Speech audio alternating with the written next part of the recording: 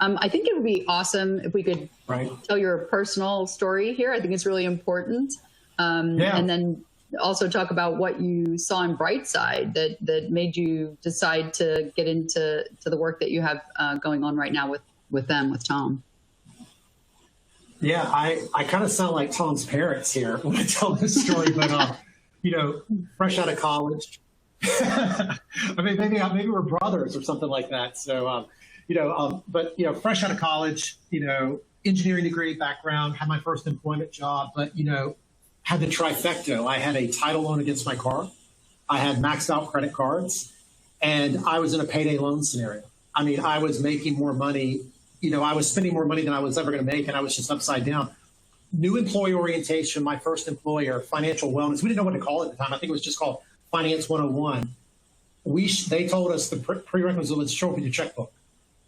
We sat there as a leadership team, as part of my onboarding, as they showed me how to manage my checkbook.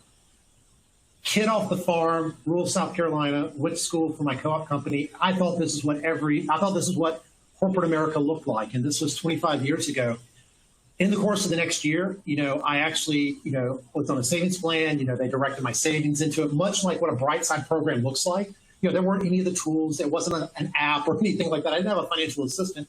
I had a manager. I had a manager who had conversations with money that my parents did not know how to have. And here I am 25 years later, the benefit of those dialogues and those frameworks. But also, more importantly, is the conviction to lean into the employee base, to lean in where it might feel like not my job. I think maybe in many cases, large companies or mid-sized companies, any size company, has maybe abdicated their role for their employees, saying, really, that's a little too paternalistic. Maybe that's too big brotherish.